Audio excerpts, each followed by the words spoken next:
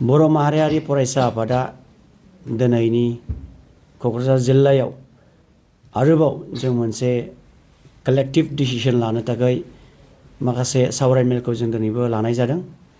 बेनो जाहैबाय मोनबा जिल्लाजों लोगोसे सेन्ट्रेल टीमखौ लानानै दिनै जों आरोबाव नैबे क'क्राझार जिल्लायाव मोनसे सावरायमेलखौ लानायनि गेजेरजों मोनसे कालेक्टिभ डिसिसनाव जों दिनैहाय जों फैबाय। दिनै मोनफ्रोमबो जिल्लानि जिनाखि अपिनियनखौ होनायजों लोगोसे बिथांमोना माखासे मावनो गोनां जिनाखि थांखि आरो बिथांखिफोर दङमोन बर' माहारियारि फरायसा आफादनाव माखासे थालांनाय बा माखासे थांनाय समफोराव नांगौ बायदि लुबैनाय बायदिखौ बिथांमोना मोननो हायाखै। दा बिनिखायनो दिनै बिथांमोना मोनसे सिद्धान्तआव फैबाय कि जोंनोहाय गोख्रों दैदेनगिरि नांगौ होननानै बिथांमोना दिनै थागथियारि लाबाय। लानायजों लोगोसे दिनै आंखौ सासे सेन्ट्रेलनि बा मिरु बर' माहारियारि फरायसा आफादनि दैदेनगिरि हिसाबै बा आफादगिरि हिसाबै आंखौ सायख'नानै लाबाय। बिथांमोननि सायख'नाय बा बिथांमोननि जिनाखि आसा मिजिंखौ लानानै आंखौ दिनैहाय सासे दैदेनगिरि महरै सायख'नायाव आंहा जोबोद गोजोननाय मोनदों। आरो संगठननि माखासे संबिजितखौ लानानै संगठननि माखासे नियम नितिखौ फालिनानै संगठननि जाथि सिबिनाय बा हारि सिबिनाय माखासे मिजिं जिनाखि थांखिखौ लानानै आवगायनो नागिरदों बेयावहाय आं निस्सय बिथांमोननि लुबैनाय बायदि सम आरो समफोरखौ आङो होनो हागोन आङो फोथायो। आरो बिथांमोनजों लोगोसे बिथांमोनखौ जिनाखि लुबैनाय बा रायजोफोरनि जिनाखि हास्थायनायखौ निरासा खालामालासे आङो मावलांगोन होननानै आङो मिजिंथियो।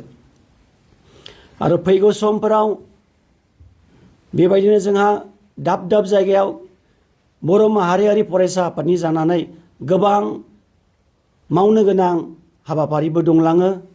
माखासे आरोबाव जिल्ला दाफुंलांबावनाय दंबावो, माखासे मेम्बार्सफोर सोसननांगौ दंबावो। आरो बेबायदिनो माखासे जोंनिनो खोन्दो दाफुंनाय माखासे हाबाफारि दङ, खोन्दोसा दाफुंलांनाय माखासे हाबाफारि दङ। गोबां बेबायदिनो समाज मिजिङाव हाबा मावलांनांगौ दङ। दिनै जों जानजि खाफ्रायो जोंनि हारिनि बा जोंनि बर' जातिनि थाखाय जौगानायनि थाखाय जों बनसुआ मोजां हाबाफारिखौ मावलांगोन होननानै जों दिनै जों मिजिंथियो। आरो जेनाखि मिजिं बा जेनाखि सिमां नुनानै दङ जों बर' हारिया बे सिमांखौ सानसे समाव जों मोगथां महराव लाबोनो हागोन होननानै जों फोथायो। आरो दिनै आंखौल' नङा दिनैनि मेलनि गेजेरजों आरोबाव जोंखौ मोनसे टीम हिसाबै सेन्ट्रेल टीम हिसाबै दिनै डिस्ट्रिक्टआ आरोबाव आंजों लोगोसे गाहाय नेहाथारि, बेजों लोगोसे लेङाइ आफादगिरि, जों लोगोसे गुबुन गुबुन बिबानाव जेनाखि गायसनबाय जों मोनसे टीम जानानै जों खामानिखौ जों मावलांगोन होननानै जों थिरांथाखौ जों लाबाय। आरो दिनैनिफ्राय जोङो दाब दाब जायगायाव हाबनानै बिभिन्न बेफोरबायदि मोजां खामानिफोरखौ जाथि जौगानायनि खामानिफोरखौ जों मावलांगोन होननानै जों फोथायो। बेखौहाय जों गुवारै सावरायदों। माखासे इन्टेलेक्सुयेल मिटखौ जोङो लादों, एडभाइसखौ जोङो लादों। आरो बेबायदिनो गोबां डिस्ट्रिक्टफोरनिफ्राय माखासे फिडबेकखौ जोङो लानो मोनदों। जों फिडबेकखौ कालेक्ट खालामनायनि गेजेरजों जों मोनदांनो हादोंदि जेरैबायदि बिथाङा सम होनांगौमोन संगठननि थाखाय, जेरैबायदि संगठनखौ दैदेनलांनांगौमोन, जेरैबायदि पजिसन बा जेरैबायदि लेभेलाव दोननांगौमोन, नाथाय बिथाङा दिनै गावनि समखौ संगठननि थाखाय फुल प्लेजेड हिसाबै बिथाङा होनो हायाखै होननानै जोङो मोनदांथिदों।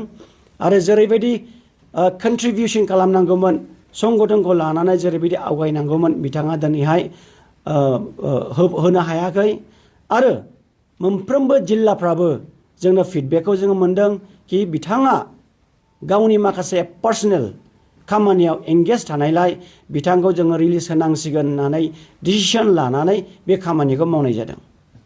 खोनानो मोनदों जिहेतु बनजित मन्जु बसुमतारिनि दैदेननायाव दिल्लीयाव सोमावसारगोन होननानै दिल्लीयाव सोमावसारगोन होननानै बिथांमोना 18 थारिखआव मोनसे थारिखखौ फोसावदों नाथाय जों बेखौहाय दानि परिस्थितिखौ लानानै जों दिल्लीयाव बेफोरबायदि मोनसे थासारिखौ जों क्रियेट खालामो होननानै जों सानाखै आरो जों सानोदि आरो बे समबो नङा जायाखै दा बेनिखायनो जों मोजां परिबेसखौ जों लानानै मोजां इन्टेलेक्चुयेल मिटखौ लानानै मोजां मोनसे डिसिसनखौ लानानै जों नेक्स्ट टाइम जों बेखौ मोजाङैनो मोजां जों दिल्लीसिम जोंनि जेनाखि समयसा दिल्लीनियाव थांनानै जेनाखि बड'लेण्ड डिमान्ड जों बेखौ मोजां समफोरखौ लानानै जों थांगोन आरो निस्सय जेरैबायदि जों सोमावसारनांगौ जों बेबायदिनो जों सोमावसारहैगोन नाथाय फैगौ जेनाखि 18 थारिखआव बेयाव जों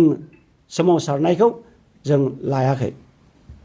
साबैसे एक्सपेक्ट दासिमाव जोङो साब्रैखौ खालामनाय जाबाय बिथांमोनानो जाहैबाय मिस्टार बनजित मन्जु बसुमतारी बारग' आफादगिरि आरो बेजों लोगोसे गाहाय नेहाथारि नबज्योति सरगयारि आरो बेजों लोगोसे लेङाइ नेहाथारि इरागदाव बसुमतारी आरो क'क्राझार जिल्लानि आफादगिरि हिसाबै वाटिंखौ खालामनाय जादों एक्सपेक्ट।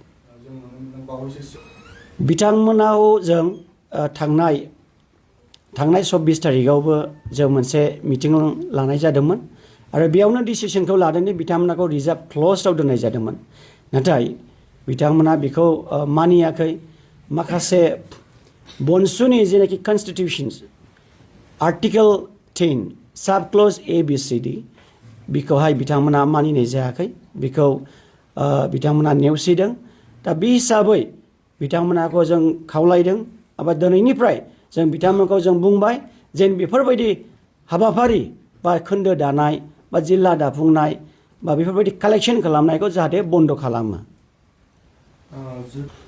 बिनि सायाव जों माखासे बनसुनिनो कनस्टिटिउसन दङ कनस्टिटिउसनजों लोगोसे माखासे आयेनफोरखौ जों बेबस्था जों लानाय जागोन।